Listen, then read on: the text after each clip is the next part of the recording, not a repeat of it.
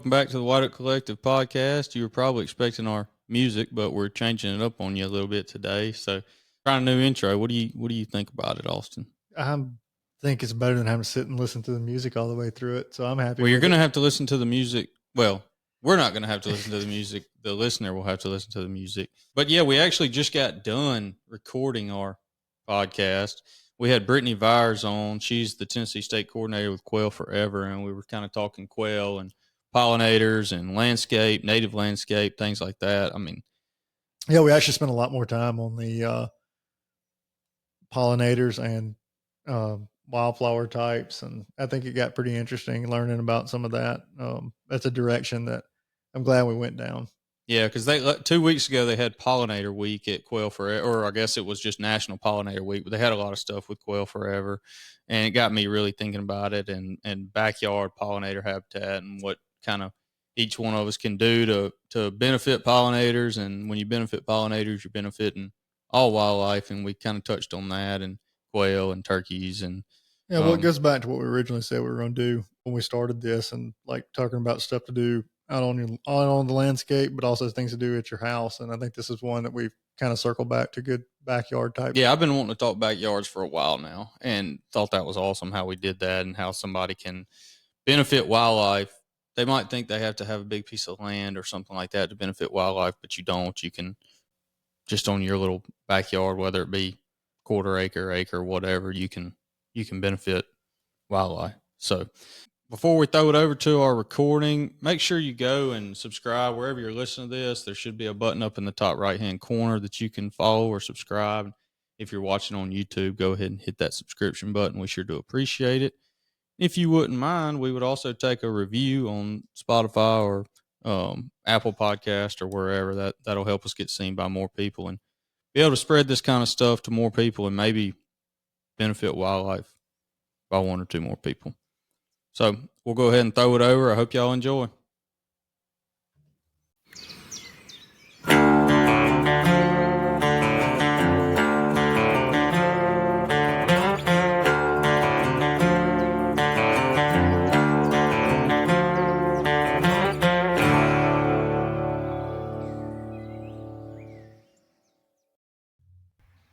All right, you got us ready? I got us rolling. All right, Brittney, how's it going today?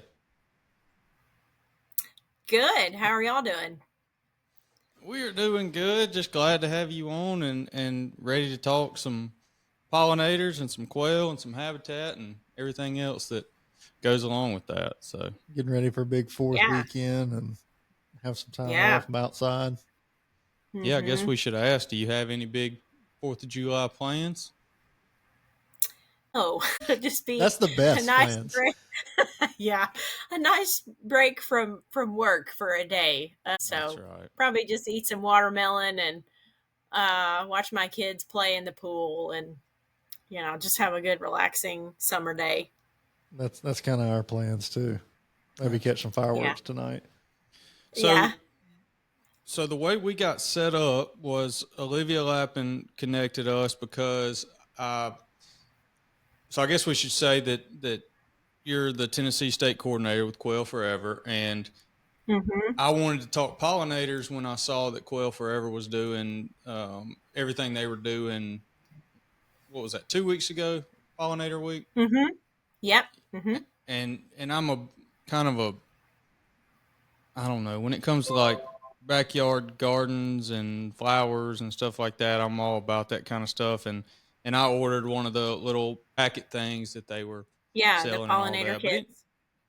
That's right. So anyway, when I saw all that, though, it got me thinking that we should do a podcast on it. So Olivia got us connected and said that you would be a great person to talk to about pollinators and pollinator habitat and all that.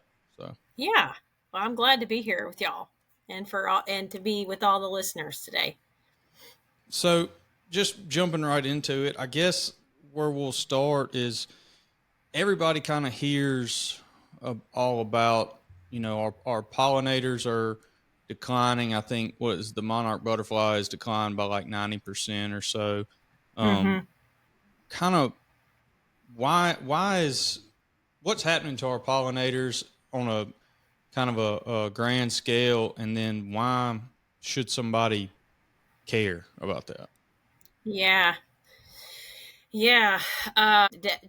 We definitely need a lot more people to be noticing this and to care. So it's a great topic and great subject. So yeah, I mean the main reasons for pollinators decline is just lack of habitat.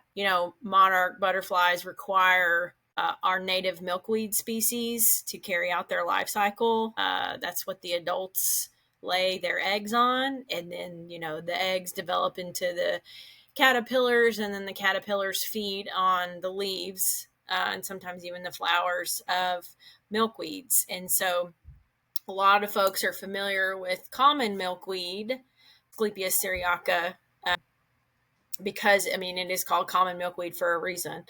It's very common throughout the Midwest, but there are a whole slew of other milkweed species that are native, especially to the Southeast. We have a lot of endemic, meaning locally native milkweed species. But point being, monarchs can really benefit from all of our native milkweeds.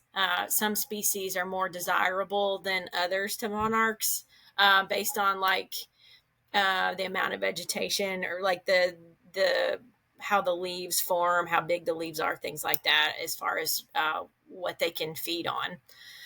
So that's kind of the situation with monarchs. There's just not nearly enough milkweed. And also what's important for monarchs is having late growing season nectar sources. So there's lots of species like goldenrods, ironweed, other wildflowers in the aster family that are super important for monarchs during their late summer, fall migration. So they don't just need milkweed, they also need other wildflowers, native wildflowers, so that they can get plenty of energy, so to speak, before they migrate. So that's kind of the situation with monarchs. And as far as other pollinators that have declined, such as the rusty patch bumblebee, that's another one that was pretty common throughout the Northeast, the South, the Midwest, and it has experienced a sharp population decline. And again, that's just due to habitat loss. It's really a habitat generalist. And so when our habitat generalists start to take a hit, that is definitely something that all the public need to be cognizant of and be paying attention to that. So that's another species. Again, they need nectar sources from all those native wildflowers. There are other pollinators that are like moths and other butterflies, and even flies and even wasps sometimes can be pollinators. And some of those species require certain specific plants. Those species like the rattlesnake master root borer moth, it has to have that plant called rattlesnake master, which is a native prairie and savanna glade species throughout the Southeast. So there are a lot of pollinators that need certain plants. So it's not just monarchs, even though they get a lot of the attention, which is certainly well deserved. I think it's just good for everyone to be thinking about these other pollinators too that need our help. And certainly things like backyard pesticides, and there are some pesticides used in cropping scenarios that can be very harmful, especially to bees. So that's something else that everyone can be mindful of as well. Yeah, and I guess when we say pollinators, I guess the reason that they're called that is because they pollinate plants. And so exactly, we're not even really, we're worried about pollinators, or we need to be worried about pollinators on a species specific level, but we have to have pollinators it's the functionality to grow plants. exactly. That's just like if you planted a garden and no pollinators visited your garden, you wouldn't have any vegetables or fruit. So that's right. You were talking about the butterfly milkweed, one of or the different milkweeds they do, and I guess looking at some of the pictures and all. There's one, it always stood out to me. It was like the first thing I really noticed. It was, well, whenever those like apps came out where you could identify plants and all. And I guess it's butterfly milkweed, I guess is the name of it maybe, but like pleurisy is what it always comes out as. Is that it? Like, is that the actual name of it? It's like an orange. Yes. Okay. Yep. That's Asclepias tuberosa. Yeah. Okay. Butterfly milkweed. Yep. Okay. I thought that was it, but on my app thing, I could always pull it up as like pleurisy, and then I would hear people talk about butterfly milkweed. And that was like the thing that I guess that was the first thing I ever noticed, I guess, wildflower wise or something that really drew my attention to it. We got 2 little patches of it at our place that we've. That's good. They're not as big as this table, but there's, I've been watching it for the last several years, and I don't know. That was like the first thing that stood out to me, and I wanted to make sure I was calling it the right thing. Yeah, that species is fairly common throughout like the Mid-South and Southeast and even Midwest. It's what we call like a prairie or grassland indicator. It's one of the few species that have really hung on despite, lots of land and soil disturbance and things like that. And it's called Asclepias tuberosa because the taproot is so deep. So that's another reason why it has a good survivability. Cool. You mentioned that it was a prairie grass, or it's in the prairie grass family. So that'll kind of lead us into what I want to talk about next is what would be habitat loss. You said is the number one reason for this decline. So what's the habitat makeup that we're losing? I mean, I know a lot of it's prairie grasses and stuff like that, but what is considered good habitat for these pollinators? Yeah. So, I try when I talk to landowners or any of our private land staff talk to landowners, I try to put it in terms that is not over complicated. I mean, it's fairly simple. Like, whatever ecoregion anyone lives in, try your best to manage or maintain the native plant communities that you might already have on your property, or if they have been lost for whatever reason, whether that be degraded pasture, row crop, any other kind of like heavy land use or land management, mining, just try to put back what's been lost. So, I live in West Tennessee. So, for example, I live in the Luss Plains or Luss Hills ecoregion. So there are a lot of these remnants or little, pockets here and there of native plant communities that are still hanging on. And so either we will try to identify those plant species on someone's property, or we will say, here's a list of species that we know occur within this ecoregion, so we can help you basically reestablish what's been lost. So it's just, it's like, and the other big thing with pollinator habitat is making sure that there is a really good nectar source in spring, summer, and then on into fall, especially for the southern states where, we still have a lot of growth and everything well into October.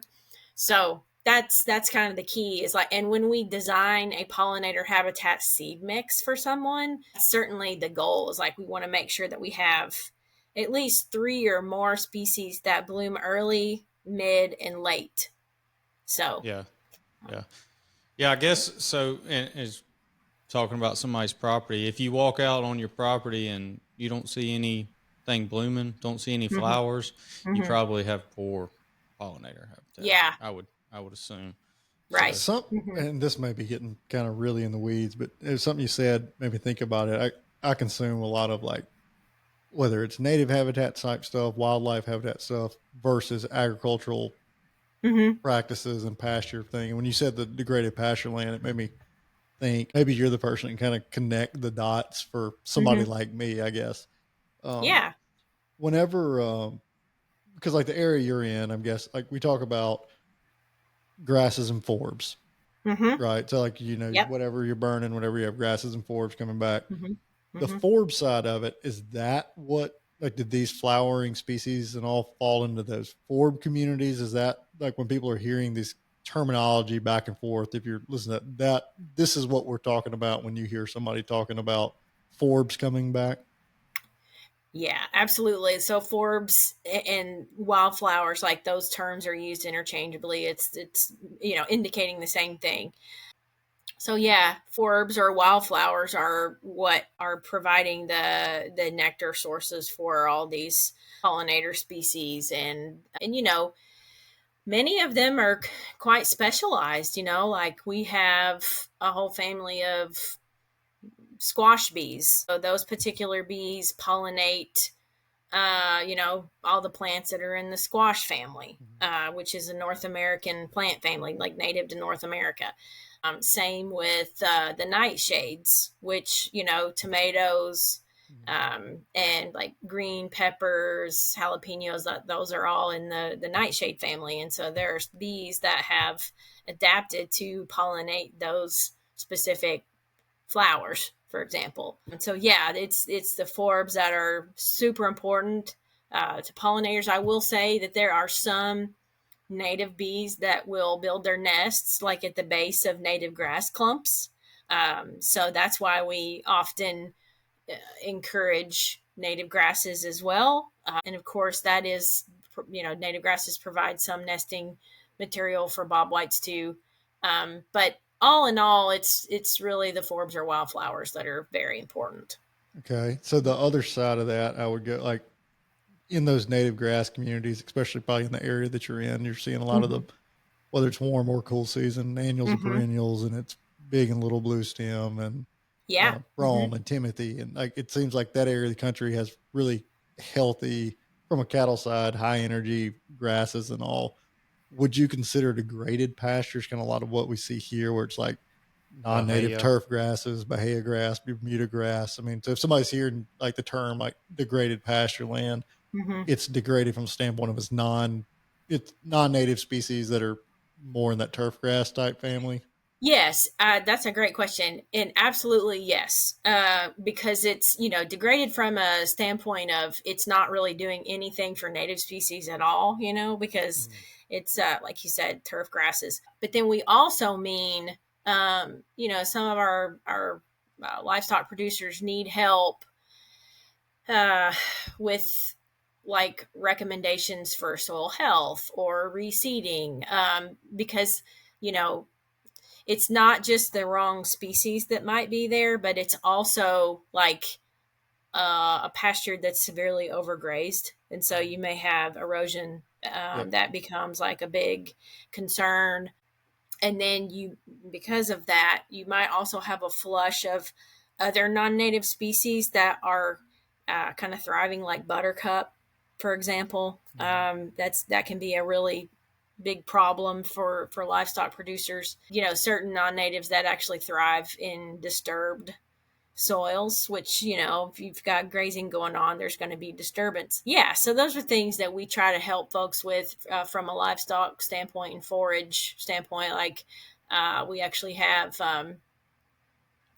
a grazing coordinator on our team here in Tennessee that works for Quail Forever and NRCS, and Arkansas also has a grazing coordinator, and so does Ohio. I'm sure there are other states with Quail Forever that also have grazing coordinators, but they're like that go-between to help the landowners and producers be able to, make maybe better management decisions, and then also help them out with farm bill programs, help them enroll in these programs so that they can get cost share to maybe make improvements, such as planting one pasture in a mix of native warm season grasses, while they let another pasture rest, that kind of thing. I think that was a great explanation. I always, as I listen to different communities talk about these same words over and over and interchangeable, I'm like, I always want somebody to be able to connect the dots some way. Yeah. That way, it kind of like some of that terminology would cross over from ag production to, land conservation, wildlife conservation. Well, and I never thought about it until you were Right. talking about it, but like somebody that we sit here and talk about, we need native prairie and we need more open ground and stuff like that. Somebody that's not really familiar, they might see a couple 100-acre pasture and say, well, that looks like plenty to me. But none of it, if it's all Bahia, then none of it's going to be useful to anything but a cow. I mean, Right. Yeah, and I was looking at the other day. I hate to say the number because I'm sure I will say it wrong, but it was like I was looking through Mississippi State's ag extension, and it was like, I don't know, 60-75%, something like that, of pasture land here is in Bermuda grass, which, I mean, it makes sense. It grows fast. It handles a heavy grazing load, that kind of thing. But it always stands out to me, or I guess it's been a thing I've been interested in, like traveling turkey hunting and stuff, is like you go through and walk through those fields in the Great Plains and all, and it's like, my gosh, there's a difference in the grass here. Mm-hmm. Like, it's Absolutely. so much different. Yeah. Like what a bite of grass does there Mm-hmm. versus here, like what you get volume wise and all. And then you Yeah. I've been going down that rabbit hole of all these different native grasses and Mm-hmm. finding out, oh, well, actually they are native here. You can grow them here versus Yep. what we have. Right. And so, Absolutely. like, yeah, I mean, saying that from a healthy pasture standpoint, like, hey, I got some pastures. They look great. They're healthy, but it's non-native turf grasses that are out there. So, I mean, yeah, they're great and they're healthy, but it's not necessarily fitting into the same format of some of the conservation efforts, I guess. Yeah, and it's a topic for another podcast, and it would be a good podcast. But, yeah, the grazing specialist would be an interesting person to talk to. Because there's been, I've read and seen all kind of videos and studies and stuff where cattle grazing can actually be great benefit for quail habitat if it's done correctly. And that's right. Yeah, if it's like you were talking about, if it's done like we do around here, it's not good for anything, but for a cow. Yep. And there's several people that have done, like, there's a couple of YouTube channels out there I like a lot that go through, not to get too far off on this subject, but they've done a lot through grazing practices, like just more on the regenerative ag side that are, I mean, if you look at the numbers, they really perform well compared to commercial or traditional, I guess, commercial ag. Mm-hmm. So anyway, not to digress into that, but I think that's a good connection between that, because a lot of people are, think everything for the most part is going to be in some kind of production, whether it's timber production or especially if you're on this side of the country, it's going to be in a cattle, row crop, timber production cycle. Right. And unfortunately, the way that most people do that, it's just not beneficial to anything but the bottom line. So yeah, and the last thing I'll say about this particular subject is that I feel like our field staff, because we also have a precision agriculture conservation specialist who works exclusively with row crop producers in West Tennessee, and so I just want to make the point that, like, Quail Forever in general, as a whole, as a nonprofit conservation organization, we just love working with landowners and producers, and our whole goal is just to help them make improvements on their lands and become better stewards. It's not at all to discourage or say anything negative towards folks that are just farming and trying to make a living. I grew up on a row crop farm myself, and I'm very proud of that. And in situations like that, we may be making a recommendation to install a field border. So those are just things that we do on a pretty regular basis, and just glad to help. Yeah, and I think there's just more and more stuff coming out now on just the little small things people can do. I mean, talking about row crop, absolutely. And field edges where you might have a corner where your big disc can't get in there anyway, so just let that grow up, and it may be a patch of Johnson grass, and you're like, well, you could turn this back into native plants. Yeah, and it's not productive anyway. I mean, it's just sitting there, right? So why not let it try to help something? But getting back to the pollinator talk. So you're with Quail Forever. Would you say that you are obsessed with the quail as Olivia is? Yeah, I mean, I don't know how Olivia would respond to that question, but yes, I really do love quail. Yeah. I worked on a large WMA in Western Kentucky, where quail was the main species.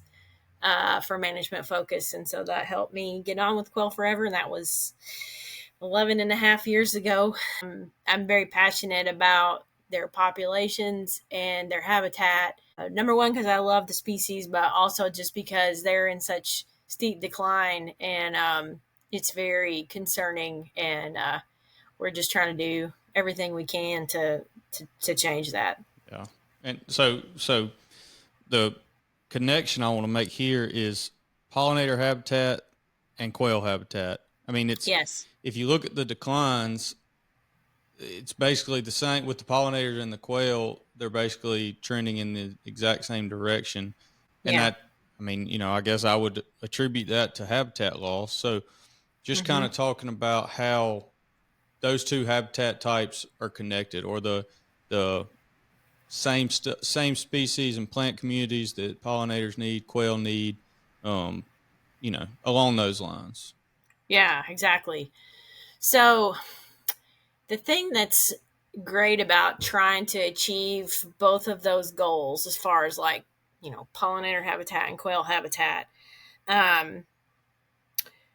really, you could look at quail first in terms of what their needs are as far as structure, nesting material, escape cover, the bare ground component for maneuverability, and kind of check that. You can also check that pollinator habitat box. So for quail, they have to have dense shrubby cover for escape and loafing cover. Species like Chickasaw plum thickets, the native sumac patches, even blackberry patches, super beneficial. Like everything wants to eat a quail, right? I'm sure you and Olivia talked about that. So they have to have that escape cover. It's super, super important. Well, along those lines, what are you also getting out of the escape cover? So if it's a plum thicket, then you're going to get the nectar source from the plum flowers. You're also going to get the plums themselves, which can be beneficial to many species of wildlife. Same with sumac. If you've ever noticed sumac in bloom, it is absolutely covered in native bees, covered up. Blackberry patches. Okay, blackberries are in the rose family. So those flowers are also very, very attractive. And again, you're going to have the fruit that a lot of different upland species are going to feed on. So from an escape cover standpoint, those are the boxes that are being checked. From a brood habitat standpoint, it's all about the structure. We talk a lot about like umbrella-like cover or structure. So species like common ragweed or some of the other native asters like showy tickseed, for example.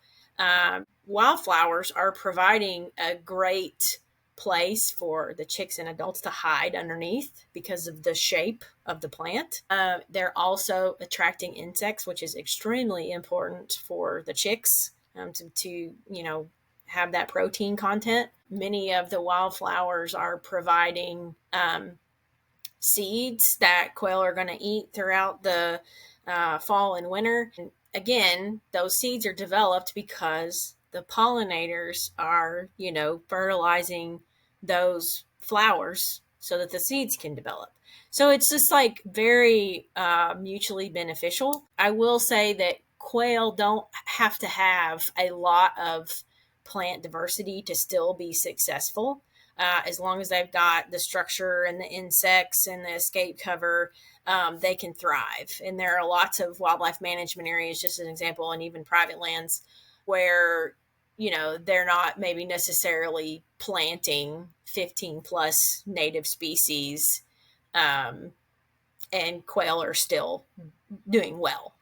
So I just want to make a point to say that. But that doesn't mean that if someone's goal is to enhance or restore pollinator habitat, that quail are not going to benefit, because most of the time they are.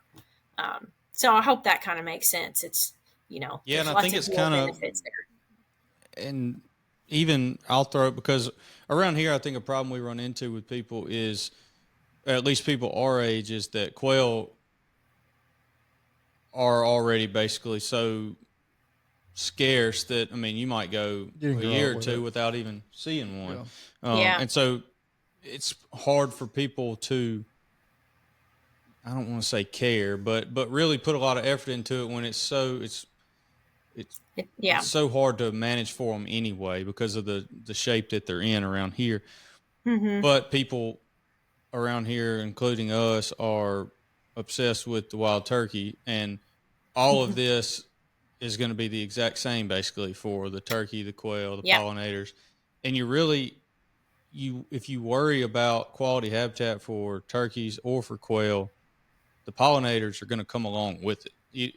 That's right. You don't have to do certain things for the pollinators and then certain things for the quail or the turkeys. They're all going to work together. Just as if you focus just on pollinators and make quality pollinator habitat, well, the quail and the turkey are going to benefit as well. So just the way it's just cool the way that it's all connected. And for that matter, I mean, the deer and everything, I mean, there's no wildlife out there, in my opinion, or that I know of that don't benefit, that this would be a detriment to them. Right. Maybe exactly. your predators because it's not quite as easy to pick where, the nest and all that'll be because there's more of the habitat. But seems like everything, the more pollinator type habitat, as we've been talking about, the more of that you have on your landscape, the more every single wildlife species, no matter what you're interested in, will benefit. Yeah. Yes, especially in terms of upland wildlife.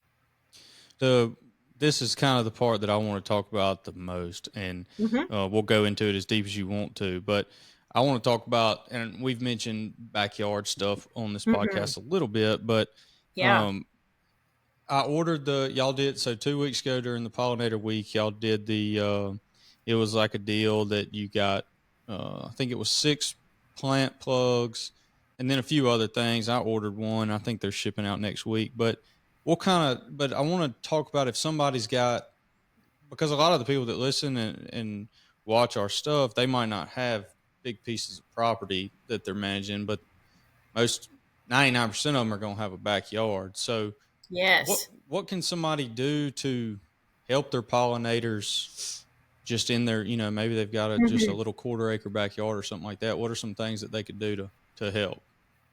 Yeah, this is, I really enjoy talking about this subject, even though, most of us work on larger scale, in terms of private lands management. But man, you can really have a huge positive impact on pollinators just by converting, maybe if you want to do your whole yard, you can, or parts of it. I think I also want to mention, I see the trend in the shift going towards more acceptance of landscaping with native wildflowers and grasses. I am so pleased to see that, but there's always room for improvement. I think from a neighborhood and like subdivision standpoint, we need these HOAs and, whatever regulatory entities like that to be more accepting of those things, because there's actually a lot of species that are common in the landscaping industry that can be very detrimental. Bradford pear would be a great example of that. That's how that species has exploded and become so problematic, and it was all just from landscaping, people thinking that Bradford pears were pretty. But anyway, yes, you can start by purchasing one of those backyard pollinator kits from Pheasants Forever and Quail Forever. But you can also get like a customized native seed mix from, your maybe like your university extension may have something like that, or any Quail Forever or Pheasants Forever farm bill biologist or private lands biologist. We typically have those mixes just saved that we could share easily. Also, the Xerxes Society, if you go to xerxes.org, they have wonderful lists of desirable plants, mostly, forbs and wildflowers on their website that are specific to different regions of the country. So, like their list for the Southeast is really good. They have great like little handouts. So whenever we do outreach events, we'll often get a bunch of printouts from the Xerxes website. How do you spell that? And, yeah, it's XERCES.org. You know, growing up on phonics, that would have got me.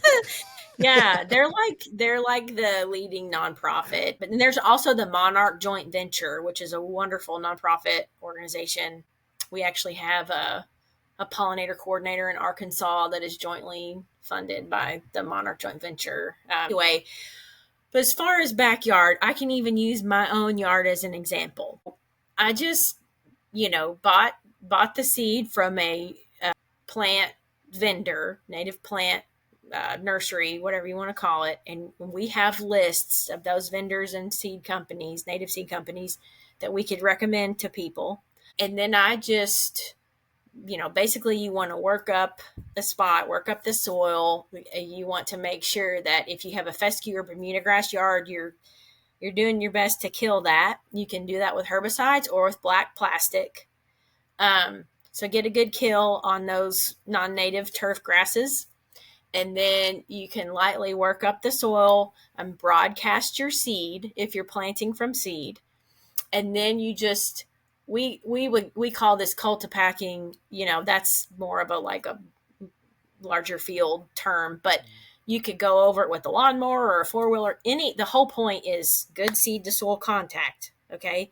And then you just have patience. And another thing is a great time of year to plant pretty much any like native seed mix is during the dormant season so that they go through natural freeze and thaw cycles. I'm sure y'all might be familiar with a lot of people talk about frost seeding in terms of, planting European clovers like for food plots and stuff. It's the same concept.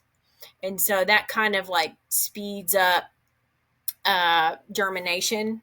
So anyway, that's what I did in my own backyard. I planted my native seed mix in the late winter, and yeah, that's so, kind of how. And even if somebody, because somebody might hear us talking about this and think, well, I like the way my backyard looks. I don't want to have grass growing up and all this, and you don't have to even. Really, you don't even have to do anything to your yard if you don't want to. I mean, there's native plants and shrubs and stuff that you could plant the same way that you plant an ornamental shrub or an ornamental flower in your flower bed, and it can still look good. It's not gonna. If somebody likes their turf grass in their main part of the yard, but they've got a flower bed that they want to transform, then that'd be just fine too. And some people, and I completely understand this, like their yards to look more manicured. I get that. So you could just establish a flower bed anywhere. But the whole point is if you're selecting native species to do that, like, these plugs, for example, native wildflower plugs that you can get from our organization or anywhere, any native seed company. A lot of people will put mulch or like pine straw around them. So it, like it looks a little neater.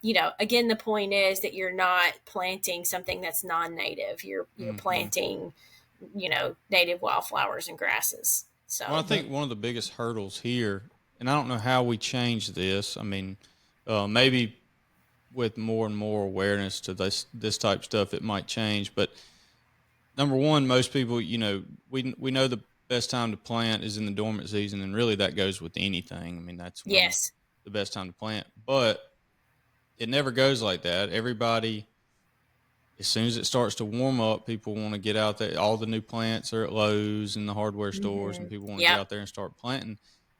And all the plants there, they look good, but there's no native selections. I mean, you cannot find a single native selection at any of these big box stores, and that's the main problem. Somebody wants to go to the store, get their plants, come back, plant them. They don't want to have to order them and wait on them to come in, and there's the fear that they could get messed up in the mail.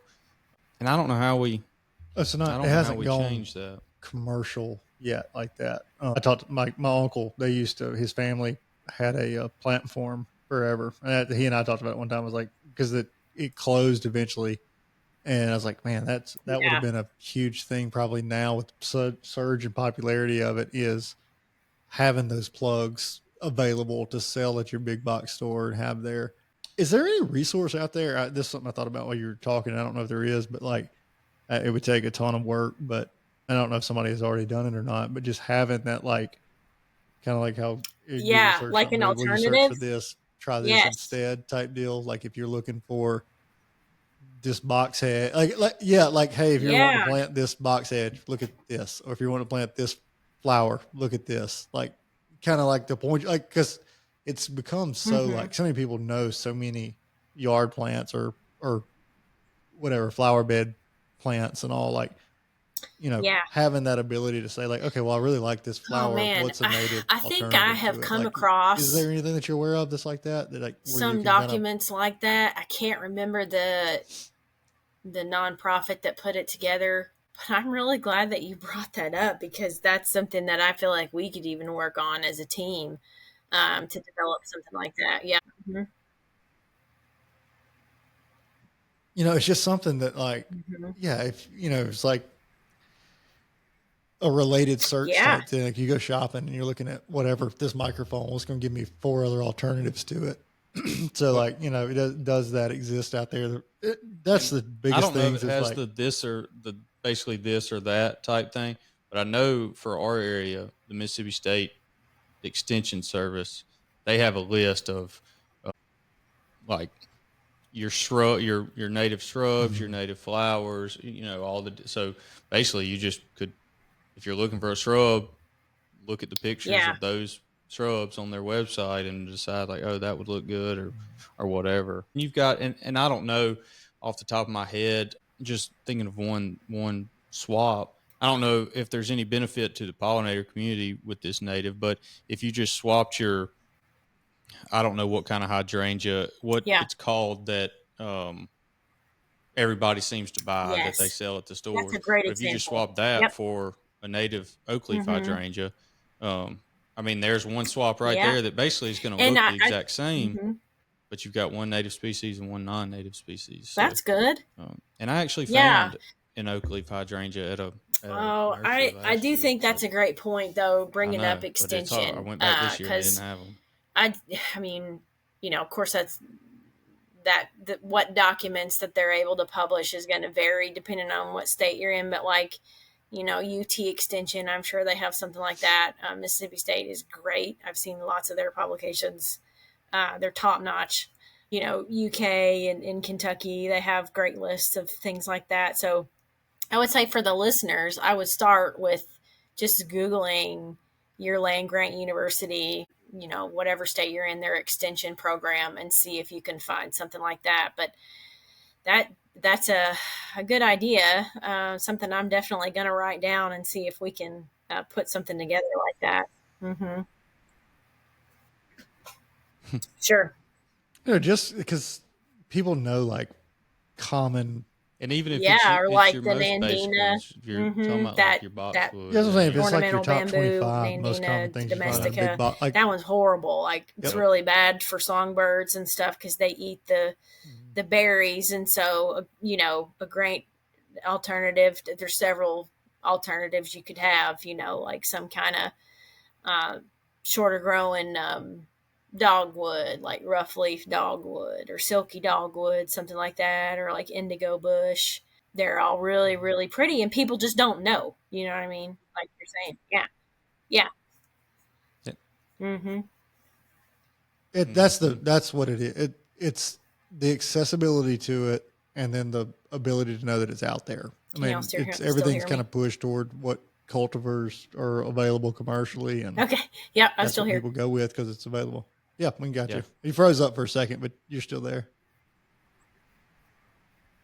Yeah, and just talking about another one that I tried to get some to root this year, but I couldn't do it. But the azalea is super popular in people's landscape, and you've got your, what is it?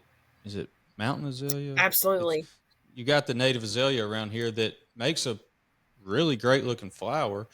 I think one of the downsides is people see it out in the wild and it doesn't grow like a perfect little bush because it's not. It's no one's tending to it. I mean, if you worked with it, it would look just like any other azalea. But just little swaps like that, and if people would start making that available for people, I know it's available, but it's just so hard to get access to. If they would make it easy. Well, it's like you said, you ride in the spring, you go to your big box store on a Saturday or Sunday afternoon, and it's like, oh, hey, I need to redo the flower beds. And that's when a lot of that kind of stuff is purchased. Switching over, staying on the same topic, but going back to kind of more on like a larger scale when you're talking about doing the wildflower areas or plugs, whether it's even the smallest patch in your backyard or even on a larger scale, how's that maintained over time? Like, what do people need to know as far as like, okay, I understand going and plugging them or whatever we talked about, the pesticide or black. I'm really glad you asked that because a lot of folks are like, okay, what now? What do I do next? You know, how do I keep this healthy? Yeah. So for plugs, in a more probably like a manicured situation in a flower bed, a big thing is just making sure that you're weeding regularly, making sure that anything, like non-native plants or non-desirable plants are crowding them out. Just you can't just plant them and walk away. It's just like with anything, right? If you have plants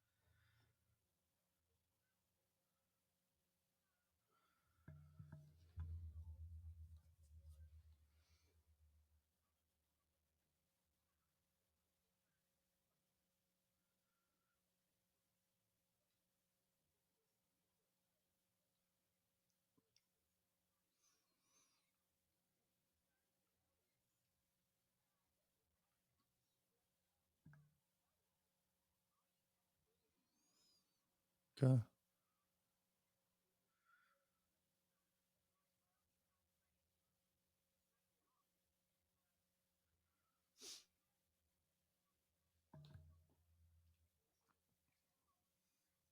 So this is just me completely. I don't know if this is true or not. Could you use in a place that you can't burn?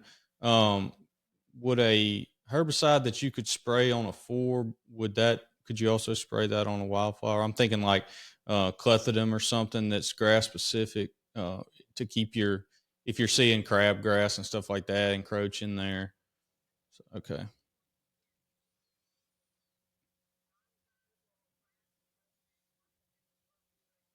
Okay.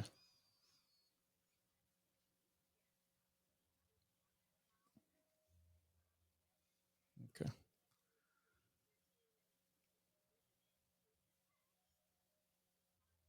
Yeah.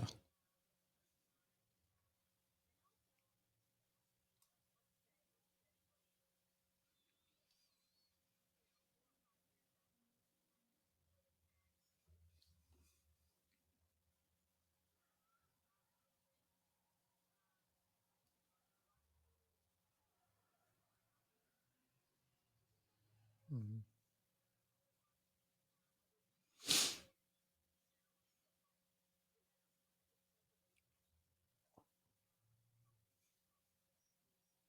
You're not trying to break up the ground. You're just trying to loosen the very tip of it. What about on since you were talking about this something I wrote down, y'all kind of split me in two different directions on my questions I was writing down over here. But on the earlier, we were talking about, pesticide use for pollinators and, what damage that could have. And then we mentioned a little bit kind of in passing about some agricultural chemicals or herbicides that would be an issue for some pollinators. Is that something like we're talking about, like grass specific herbicides that would be okay to put on a patch like that? Are there some that you should stay away from, or is most of that going to be kind of your all inclusive killer? Like, is that going to be like more of your glyphosates and that kind of thing that are non-species specific that are going to be more of a pollinator problem?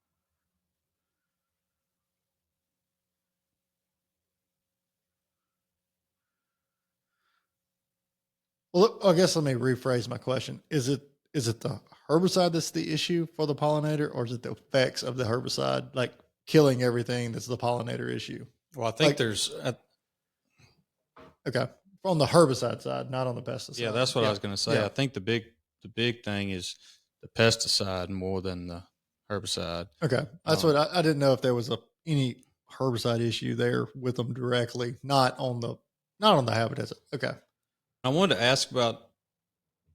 understood. Yeah, no, that's fine. Well, not holding you to that. Talking about pesticides, and you may not know this or not, and I don't know how it took me so long. It just popped in my head about 3 days ago, and I mentioned it to my wife. So for some reason, mosquitoes don't bother me. I don't know why. They just don't bite me, but they can't stand her, I don't guess.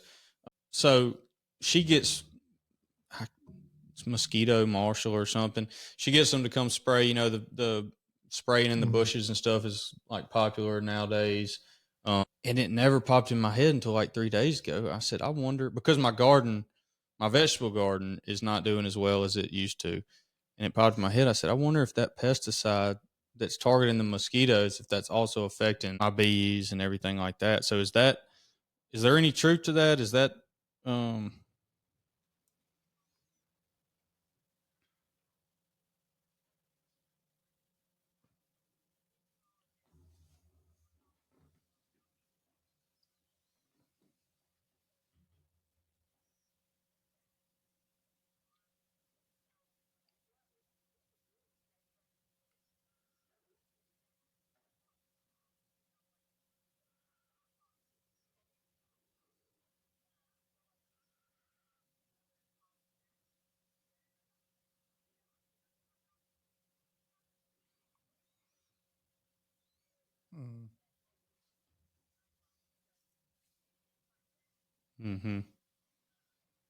And I don't even know. I never even looked into what type of pesticide they're even spraying. Just say, hey, this will kill mosquitoes. Okay, go ahead. I mean, it could be killing every bug out there, and I hadn't thought about it until this week.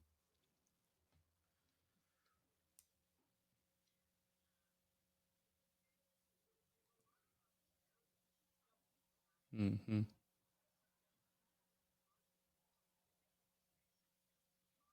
Yeah. And that's one of those things where you can have great looking pollinator habitat, say, and so it still is going to look good after a pesticide is sprayed on it because it's not a herbicide, but all the bugs are dead. So you think you're doing right by having this good looking pollinator garden, and you just but you just killed all your pollinators. You're just shooting them over a bait pile. Yeah, yeah. You just bring them in and then spray them. What on the you said earlier you're talking about like on the mowing and all on the little patches or whatever. What? Yeah, and I guess we're talking about like a lot of these are perennials. What like and I think this kind of relates back to like our alternative planting for non-natives versus natives. Like, what are those? Are there annual? I'm sure the answer is yes, but like, what are kind of like some of those annual wildflowers that may be those that are really going to benefit from you mowing and all? But like, what are those like that are annual that are coming up and reseeding themselves, or that you might look at putting in a flower pot at your house, something that's a non-perennial?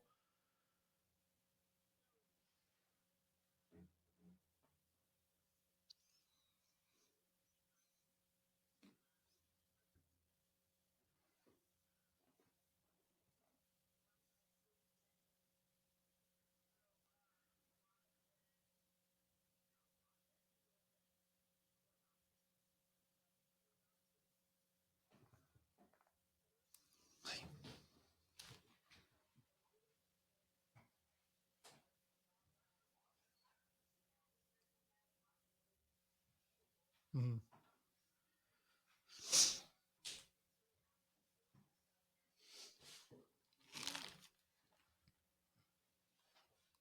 I guess it's worth saying too, like in the wildflower mixes and all, like there's a big difference in the wildflower mix you see at the end cap of at Dollar General versus your actual native wildflower mixes. Like when you go to the big box store and you just see that generic mix of there's a wildflower mix. That's not what we're talking about.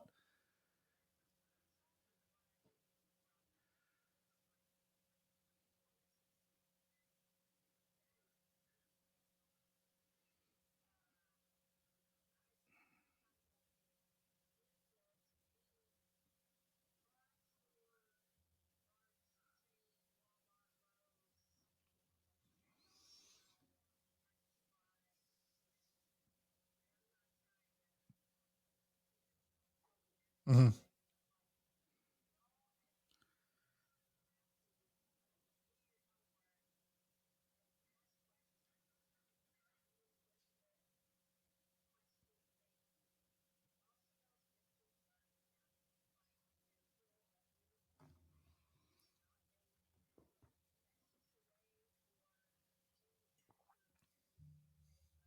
Mm-hmm.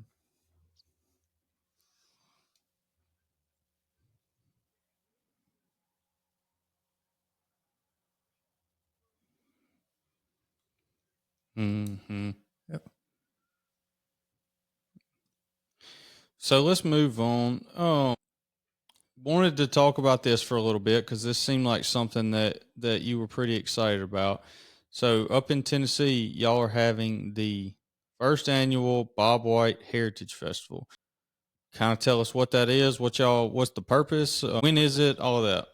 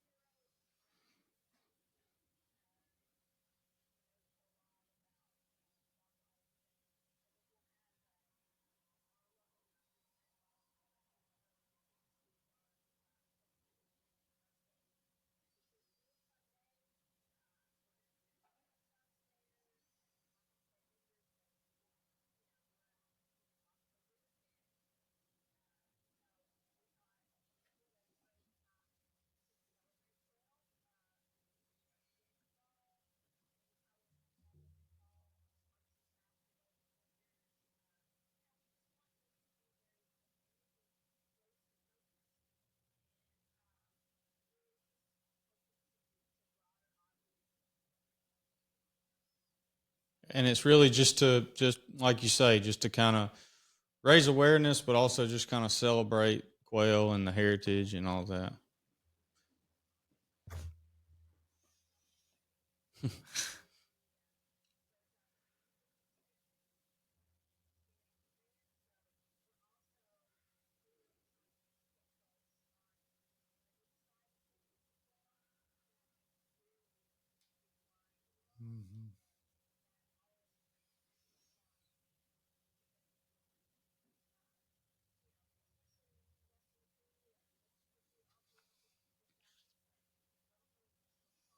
Mm-hmm.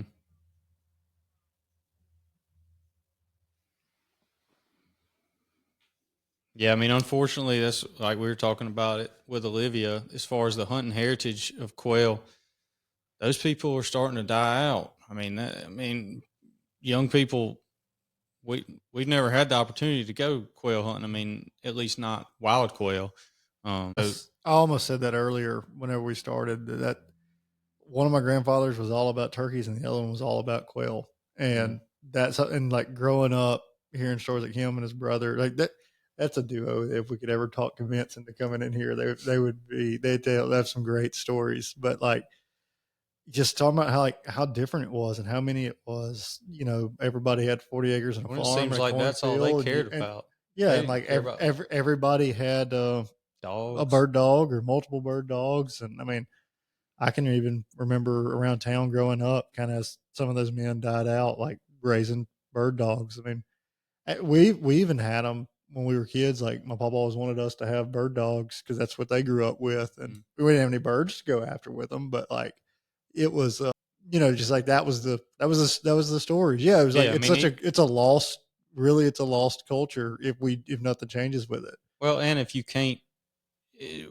let's be honest, we're not going to be able to go out there and hunt Mississippi wild quail in our lifetime, most likely. But just the nostalgia of all that is just cool. I mean, keeping that stuff going. Well, like some of the old shotguns we have floating around their family. It's like, well, this one was bought because it fit this person to quail hunt with, and well, now this one got handed over to this person because it was too long for whoever had it before. And it's like even the history of some of the guns in our family go back to trading out because of what gun fit which person better.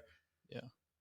Well, that's cool that the festival is gonna kind of highlight that too, not just the animal itself, or the bird itself, but the hunting side of things. I didn't know which way we were going to go with this when we first started, and I was hoping we were going to get to talk about some of that culture side of it too, because I think that is cool.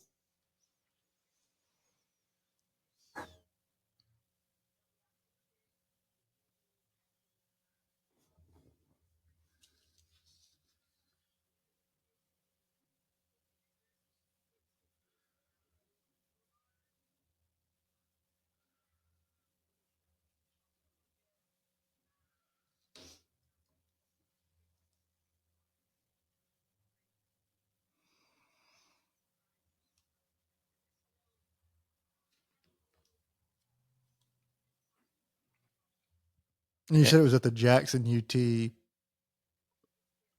experiments. And you sent me that PDF, so I'll make sure that I put that on our social media pages for people that want to know more about that. I'm writing it down because I might be interested in going to it. Absolutely. Well, that's what I was thinking. That might be a good time of the year to. I'm assuming that's probably a Saturday. Okay. All right. Well, Austin, you got anything else? That's all good, but no, that was good. I enjoyed that. Very informative.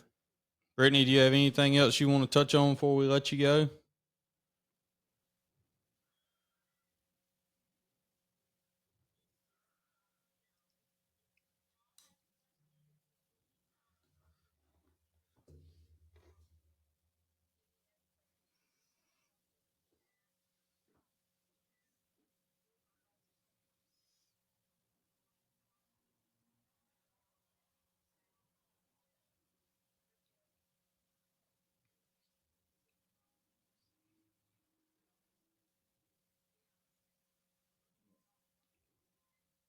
And just go to, if you have questions or want to just kind of look around talking about the native plants, or just have some questions, just go to quailforever.org, and it's easy to navigate, and there's all kind of information on there. So,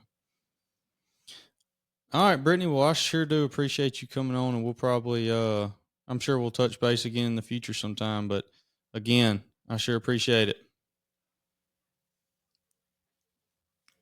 Absolutely. We will see you later.